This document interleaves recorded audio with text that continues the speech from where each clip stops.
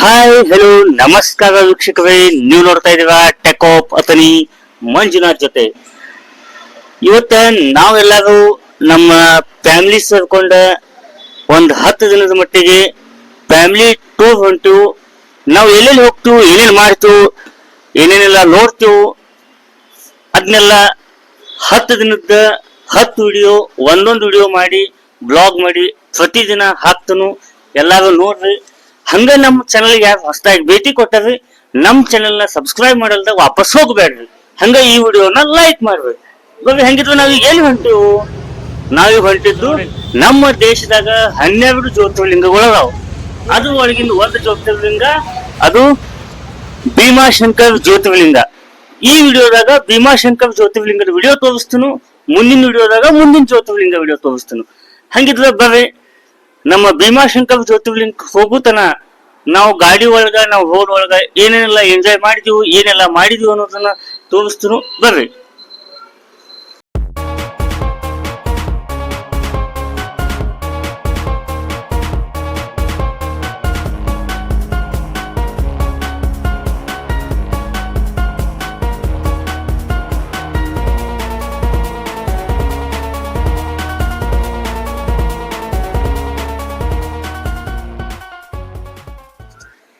ಈಗ ಎಲ್ಲಾರು ಸೇರ್ಕೊಂಡ ಒಂದ್ ರೀಲ್ಸ್ ಮಾಡೋಣ ಅಂತಂದ್ರ, ಆ ರೀಲ್ಸ್ ಮ್ಯೂಸಿಕ್ ಈ ವಿಡಿಯೋದಾಗ ಹಾಕಕ್ ಬರಂಗಿಲ್ಲ. ಯಾಕಪ್ಪ ಅಂತಂದ್ರ ಕಾಪಿ ರೈಟ್ ಬೀಳ್ತೈತಿ. ಅದ್ರ ಸಲುವಾಗಿ ಬ್ಯಾಕ್ ಗ್ರೌಂಡ್ ಮ್ಯೂಸಿಕ್ ಅನ್ನ ನಾ ಹಾಕಿಲ್ಲ. ಬಟ್ ಆ ಯಾವ್ದು ಹಾಡಿಗೆ ನಾವು ರೀಲ್ಸ್ ಮಾಡೀನಿ ಅಂತಂದ ಇಲ್ಲೇ ಹೇಳ್ತೀನಿ. ABCDEFGHI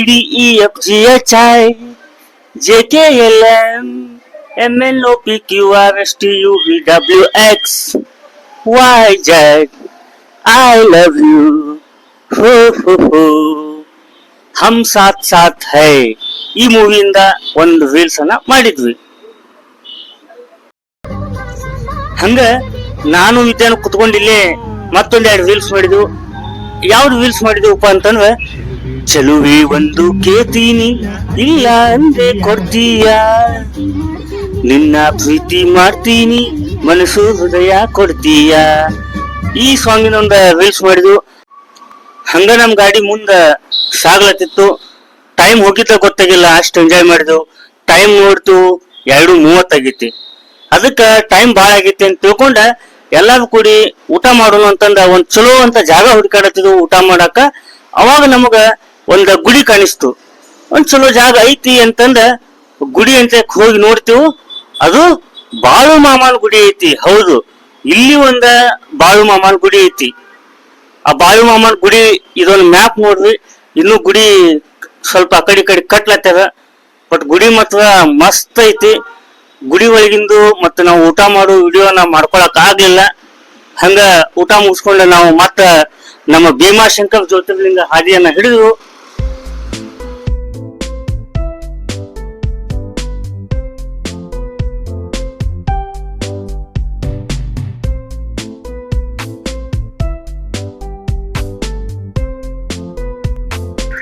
ಹಂಗ ಹೋದಂಗ ಸಾಯಂಕಾಲ ಆಯ್ತು. ಟೈಮ್ 5:30 ಆಯ್ತು. ಒಂದ್ ಸ್ವಲ್ಪ ಗಾಡಿ ಸೈಡ್ ಹಾಕಿ ಚಾ ಕುಡಿನು ಅಂತಂದ ಎಲ್ಲಾರು ಕೂಡಿ ಚಾ ಕುಡಿದೆವು.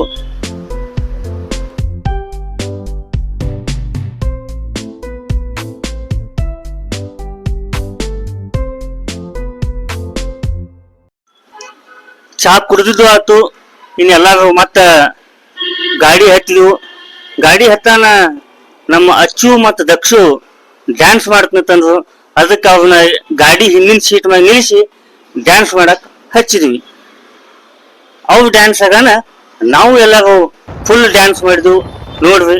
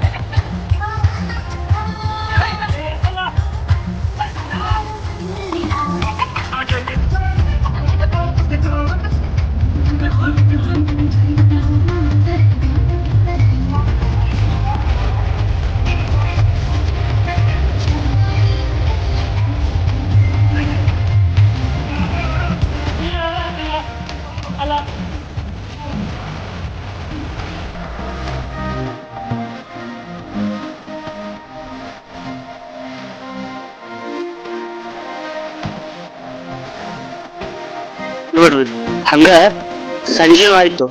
ಸಂಜೆ ಆಗಿ ನೋಡ್ರಿ ಕ್ಲೈಮೇಟ್ ಅಷ್ಟು ಮಸ್ತ್ ಕಾಣತೈತಿ.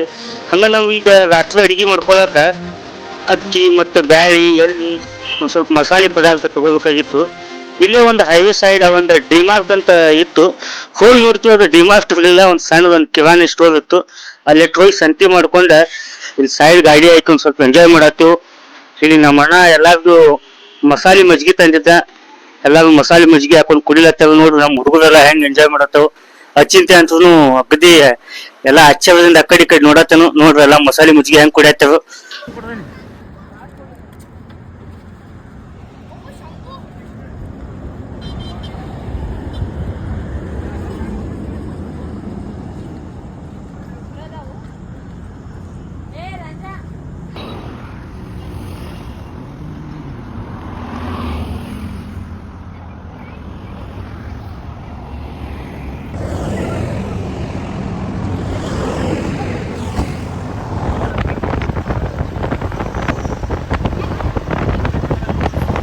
ಈಗ ಏನ್ ಮಾಡಪ್ಪ ಅಂದ್ರೆ ಡ್ಯಾನ್ಸ್ ಮಾಡಿ ಸಾಕಾಯ್ತು.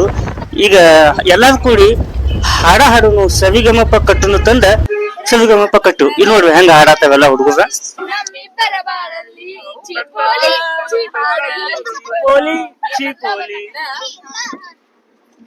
ಲಕ್ಷ್ಮಿ ವಂಡರ್ಫುಲ್ ಸರ್ಸು ಬ್ಯೂಟಿಫುಲ್ ಗೌರಿ ಬಾವಫುಲ್ ಅವ್ರನ್ ಬಿಟ್ಟು ಇವ್ರನ್ ಬಿಟ್ಟು ಇವ್ರ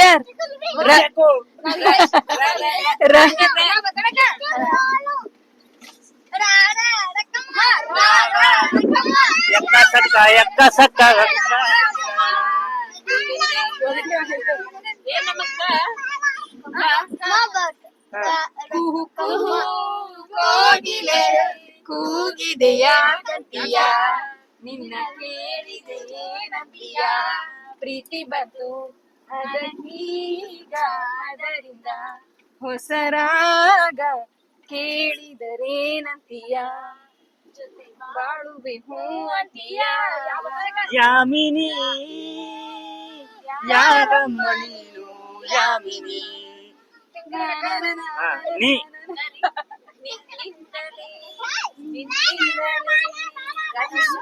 ಶುರುವಾಗಿದೆ ನಿನ್ನಿಂದಲೇ ಮನಸ್ಸಿಂದು ಕುಣಿದಾಡಿದೆ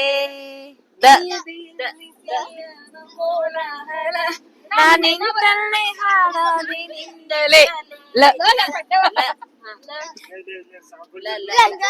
ಮಸ್ತ ಕಾಂತಿ ಲಾವಣ್ಯ ನಿನ್ನ ಫೋನ್ ನಂಬರ್ ಕೊಟ್ಟ ಬರ್ತೈತಿ ಪುಣ್ಯ. ಲಂಗಾದವನಾಗ ಮಸ್ತ ಕಾಂತಿ ಲಾವಣ್ಯ ನಿನ್ನ ನಮ್ಮೂರ ಬಂದಾಡುವೆ ನನ್ನ ಬರಿದಾದ ಮನದಲ್ಲಿ ಮಿನುಗು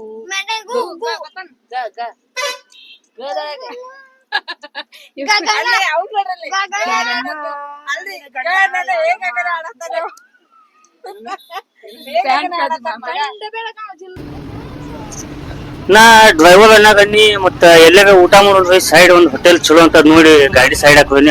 ಡ್ರೈವರ್ ಅಣ್ಣ ಅಂದ ಮೊದಲ್ ಗಾಡಿಗೆ ಎಣ್ಣೆ ಹಾಕೋನು ಹೊಟ್ಟಿಗೆ, ಆಮೇಲೆ ನಮ್ಮ ಹೊಟ್ಟಿಗೆ ಹಾಕೋನು ತಂದ ಎಣ್ಣೆ ಹಾಕೊಂಡ ಮುಂದ್ ಬಂದು ಒಂದು ಚಲೋ ಅಂತ ಹೋಟೆಲ್ ಸಿಕ್ತು.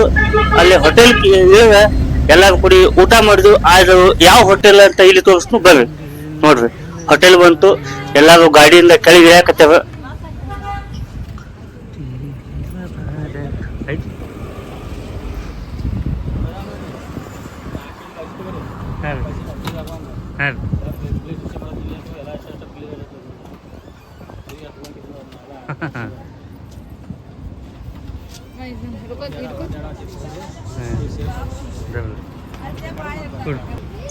ಇದ ನೋಡ್ರಿ ಹೋಟೆಲ್.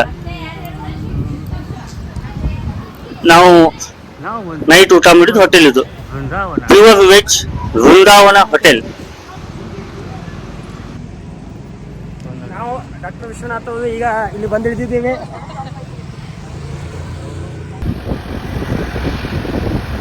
ನಮ್ದು ಊಟನೂ ಆತು. ಮತ್ತೆ ನಾವು ಭೀಮಾಶಂಕರ್ ಹಾದಿ ಹಿಡ್ಕೊಂಡು ಹೊಂಟು. ಆದ್ರ ಡ್ರೈವರ್ ಅಂದ್ರು ಇನ್ನ ಭೀಮಾಶಂಕರ್ 150 ಕಿಲೋಮೀಟರ್ ಐತಿ, 150 ಕಿಲೋಮೀಟರ್. ಅದ್ರ ಮುಂದೆ ಹೋಗುದು ಬೇಡ, ಯಾಕಂದ್ರೆ ಘಾಟ್ ಸೆಕ್ಷನ್, ಆಮೇಲೆ ರಾತ್ರಿ ತುಡುಗರ ಹಾವಳಿ ಬಾಳ ಐತಿ ಈ ಕಡೆ. ಅದಕ್ಕ ಇಲ್ಲೇ ಒಂದು ಲಾಡ್ಜ್ ಮಾಡಿ ಮಲ್ಕೊಳ್ಳೋ ತಂದ ಒಂದ್ ಚಲೋ ಅಂತ ಲಾಡ್ಜಿಂಗ್ ಬಂದ ಮಲ್ಕೊಂಡು ಹೋಟೆಲ್ ನಟರಾಜ್ ಅಂಡ್ ಲಾಡ್ಜಿಂಗ್ ಅಂತ.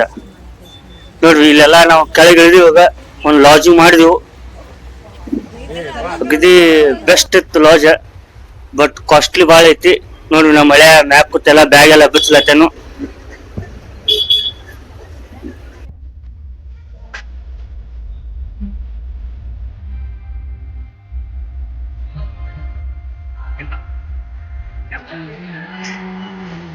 ಹಿಂಗೈತ್ ನೋಡ್ರಿ ನಮ್ಮ ಲಾಡ್ಜಿಂಗ್.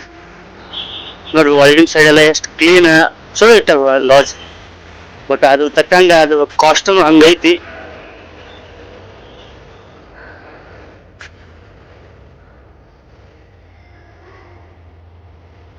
ನೋಡ್ರಿ ಇವ ರೂಮ್ ಇಂಥವ್ 2 ರೂಮ್ ಹಿಡಿತಿದ್ವು ನಾವು. ಯಾಕ ಒಂದೇ ರೂಮ್ದಾಗ ಅಂತೂ 14 ಜನ ಸಾಲಂಗಿಲ್ಲ, ಅದಕ್ಕೆ 2 ರೂಮ್ ಹಿಡಿದಿದ್ವು. 5,000 ರೂಪಾಯಿಗೆ ಒಂದು ರೂಮ್, 10,000 ರೂಪಾಯಿ ಕೊಟ್ಟ 2 ರೂಮ್ ಹಿಡಿದಿದ್ವು. ಇಲ್ಲಿ ನೋಡ್ರಿ ನಮ್ಮ ಹುಡುಗರು ಆಟ ಆಡತ್ತಾವ ನಮ್ಮ ಮಳ್ಯಾಗ. ಅವ್ರಿಗೆ ರಾತ್ರಿ 2 ಗಂಟೆ ಆದ್ರೂ ನಿದ್ದೆ ಬಂದಿಲ್ಲ, ಸುಸ್ತು ಅನ್ನೋದಿಲ್ಲ, ಅಟ್ಟು ಜಿಗದಾಗತ್ತವ. ನೀವು ಟಿವಿ ಚಾಲೂ ಮಾಡಿ ನಮ್ಮ ಯೂಟ್ಯೂಬ್ ಚಾನಲ್ ಕನೆಕ್ಟ್ ಮಾಡೋಕೆ ಟಿವಿ ಚಾಲೂ ಮಾಡಿದ್ದ, ಬಟ್ ನೆಟ್ವರ್ಕ್ ಇಶ್ಯೂ ಇಂದ ಕನೆಕ್ಟ್ ಆಗಲಿಲ್ಲ. ನೋಡ್ರಿ ನಮ್ಮನ್ನ 2 ಗಂಟೆ ಆದ್ರೂ ಕೆಲಸ ಮಾಡ್ಲತ್ತಾನೆ. ಯಾಕಂದ್ರೆ ಕೆಲಸದ ಇವರು ಭಾಳ ಇತ್ತು, ಅವನಿಗೆ ಬೆಳಕಾತು. ನಾವೆಲ್ಲ ಸೇರಿ ಮನ್ಕೊಳಕ 3 ಗಂಟೆ ಆಯ್ತು. ಹಿಂಗ ನೋಡ್ರಿ ಬೆಳಕಾತು. ಇಲ್ಲೇ ರೂಮ್ದಾಗ ನಿಂತು ವಿಂಡೋದಾಗ ನಿಂತು ಒಂದು ವ್ಯೂ ತಗೊಂಡು ಅವ್ರಿಂದ ನೋಡ್ರಿ ಎಷ್ಟು ಮಸ್ತ್ ಕಾಣತೈತಿ. ಇನ್ನು ನಾವೆಲ್ಲ ತಯಾರಾಗಿ ಮತ್ತೆ ನಾವು ಭೀಮಾಶಂಕರ್ ಹೋಗ್ಬೇಕು. ಎಲ್ಲಾರು ನಾವು ತಯಾರಾಗಿ ಹೊರಗೆ ಬಂದೆವು. ನೋಡ್ರಿ ಇಲ್ಲಿ ಬಂದ ತಕ್ಷಣ ಹುಡುಗರು ಆಟ ಆಡತ್ತೇವು. ನೋಡ್ರಿ ಇಲ್ಲಿ ನಮ್ಮ ದಕ್ಷಿತ, ವಿನಯ, ವೈಷ್ಣವಿ, ನಮ್ಮ ಅಚಿಂತ್ಯ ಅಂತೂ ಜೋಕಾಲಿಯಾಗ ಮಸ್ತ್ ಹಬ್ಬಕ್ಕೆ ಆಟ ಆಡಿದ. ಮತ್ ನಮ್ಮ ಅಣ್ಣ ಮತ್ ನಮ್ಮ ಗಾಡಿ ಮ್ಯಾಗ ಹತ್ತಿ ಬ್ಯಾಗನ್ನ ಪ್ಯಾಕ್ ಮಾಡತ್ತದೆಲ್ಲ ಕಟ್ಕಿಸಿಂದ. ಇನ್ನೆಲ್ಲ ನಾವು ಗಾಡಿ ಹತ್ತಕತ್ತು. ಇನ್ನು ಡೈರೆಕ್ಟ್ ಆಗಿ ಎಲ್ಲಿ ನಿಲ್ಸಂಗಿಲ್ಲ, ಏನಿಲ್ಲ. 150 ಕಿಲೋಮೀಟರ್ ಭೀಮಾಶಂಕರ್ ಜ್ಯೋತಿರ್ಲಿಂಗ, ಅಲ್ಲಿ ನಾವೀಗ ಹೋಗ್ತೀವಿ. ಆ ಭೀಮಾಶಂಕರ್ ಜ್ಯೋತಿರ್ಲಿಂಗದಾಗ ಏನೇನೈತಿ, ನೀವು ಇಷ್ಟೊತ್ತಕ್ಕ ವಿಡಿಯೋ ನೋಡಿದ್ದಕ್ಕೆ ಕಾರಣ ಭೀಮಾಶಂಕರ್ ಜ್ಯೋತಿರ್ಲಿಂಗ ನೋಡ್ಬೇಕಂತಂದ ಅದ್ ನಿಮ್ಗೆ ತೋರಿಸ್ತು. ಬರ್ರಿ. ಈಗ ಟೈಮ್ ಆಗೈತಿ ಮಾರ್ನಿಂಗ್ 6:45.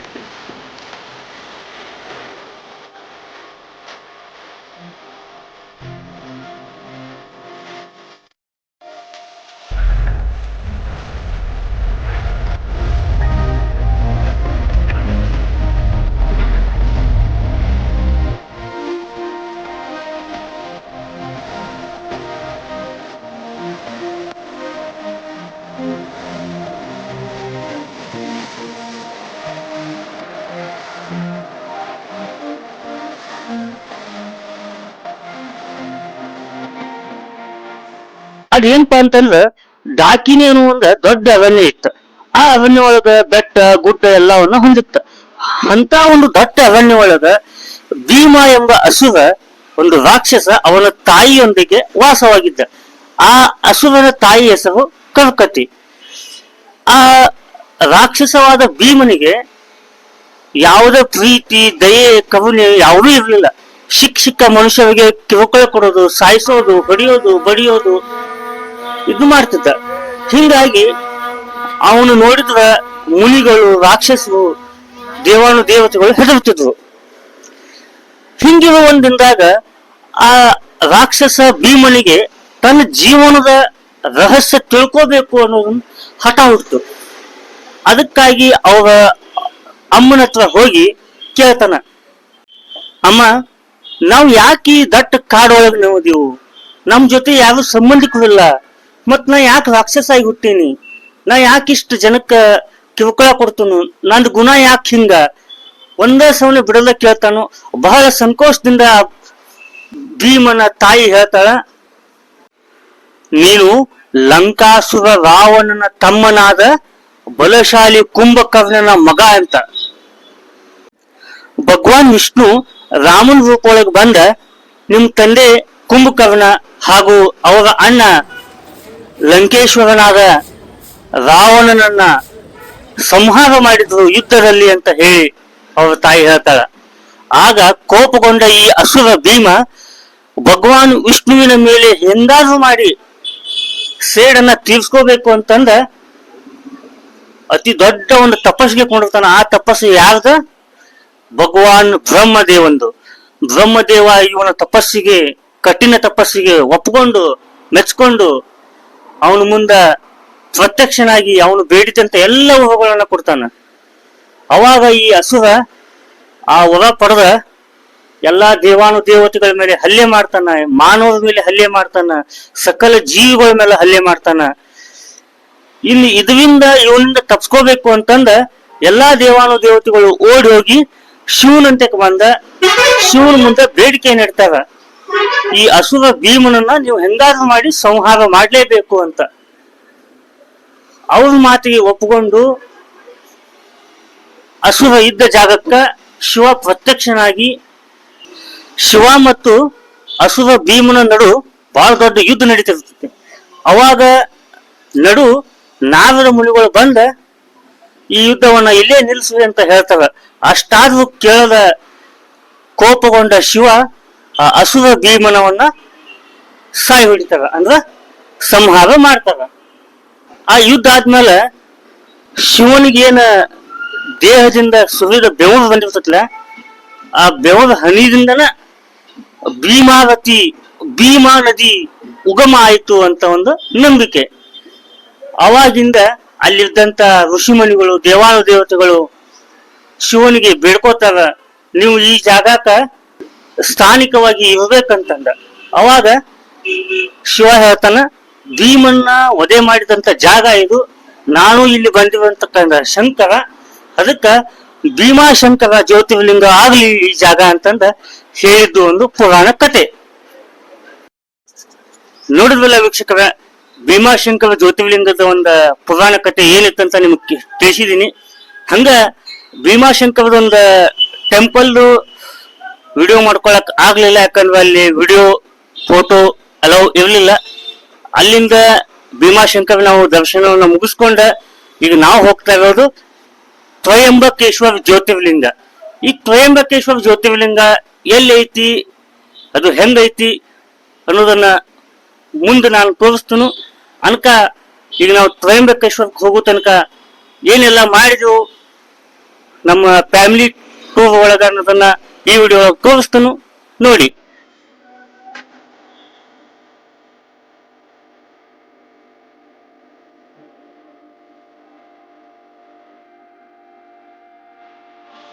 ಹಂಗ ಈಗ ತ್ರಯಂಬಕೇಶ್ವರಕ್ಕೆ ಹೋಗುವಾಗ ಮಧ್ಯಾಹ್ನ 2:30 ಆಯ್ತು.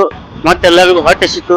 ಅದಕ್ಕೆ ಗಾಡಿ ಸೈಡ್ ಹಾಕಿ ಅಡ್ಗೆ ಮಾಡಿ ಊಟ ಮಾಡೋದು ಅಂತಂದ ಗಾಡಿ ಸೈಡ್ ಹಾಕಿದ್ರು, ಅಡ್ಗೆ ಮಾಡಿದ್ರು, ಎಲ್ಲಾರು ಕೂಡಿ ಊಟ ಮಾಡಿದ್ರು. ನೋಡ್ರಿ ಅಲ್ಲಿ ನಮ್ಮ ಅಣ್ಣ ಎಲ್ಲಿ ಗಾಡಿ ಸ್ಟಾಪ್ ಆಕತಿ ಅಲ್ಲಿ ತನ್ನ ಆಫೀಸ್ ವರ್ಕ್ ಮಾಡ್ತಾ ಇದ್ದ, ಲ್ಯಾಪ್ಟಾಪ್ ಇಲ್ಲೇ ತಗೊಂಡು ಬಂದಾನ, ಕೆಲಸ ಮಾಡಿದ. ಇಲ್ಲಿ ನಮ್ಮ ಅಚ್ಚು, ನಮ್ಮ ಹಳೆಯ ವೀರೇಶ, ದಕ್ಷಿತ, ವೈಷ್ಣವಿ, ವಿನಯ ಎಲ್ಲಾರು ಇಲ್ಲಿ ಆಟ ಆಡತ್ತೇವೆ. ನಾವು ಇಲ್ಲಿ ಎಲ್ಲ ಅದೆವು, ಎಲ್ಲ ಅಡಿಗೆ ಅಂತೂ ಆಯ್ತು. ಇನ್ನು ಊಟ ಮಾಡಿ ಮತ್ತೆ ಮುಂದೆ ನಾವು ತ್ರಯಂಬಕೇಶ್ವರ ಜ್ಯೋತಿರ್ಲಿಂಗ ಹಾದಿಯನ್ನ ಹಿಡಿಬೇಕು. ಗಾಡಿ ಹತ್ತಿದ್ವಿ, ಮತ್ತ ನಾವು ಮುಂದ ಹೊಂಟಿವು.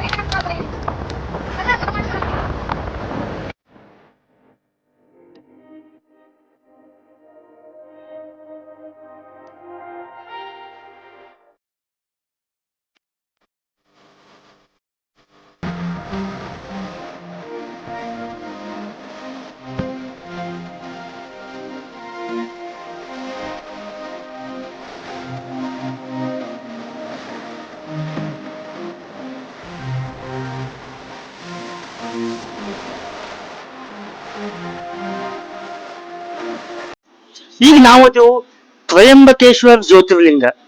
ಈ ಗಾಡಿ ಪಾರ್ಕಿಂಗ್ ಇಂದ ಮತ್ ನಾವು ದೇವಸ್ಥಾನಕ್ಕೆ ಹೋಗ್ಬೇಕಾದ್ರೆ 1 ಕಿಲೋಮೀಟರ್ ನಡ್ಕೋತ ಹೋಗಬೇಕು. ಹಂಗಾಗಿ ನಾವು ಇಲ್ಲಿ ದೇವಸ್ಥಾನಕ್ಕ ನಡ್ಕೋತ ಹೊಂಟಿವು. ಪ್ರಿಯ ವೀಕ್ಷಕರ, ನಿಮಗ ತ್ರಯಂಬಕೇಶ್ವರ ಜ್ಯೋತಿರ್ಲಿಂಗದ ದರ್ಶನವನ್ನ ಮಾಡಿಸ್ತೀನಿ ಈ ವಿಡಿಯೋದಾಗ. ನೋಡ್ರಿ, ಯಾರು ವಿಡಿಯೋನ ಸ್ಕಿಪ್ ಮಾಡಬೇಡ್ರಿ. ಕುಂತಲ್ಲಿ ಜ್ಯೋತಿರ್ಲಿಂಗವನ್ನ ತೋರಿಸ್ತಾ ಇದ್ದೀನಿ. ಈಗ ನಾವು ನಡ್ಕೋತ ಹೊಂಟಿದೀವು.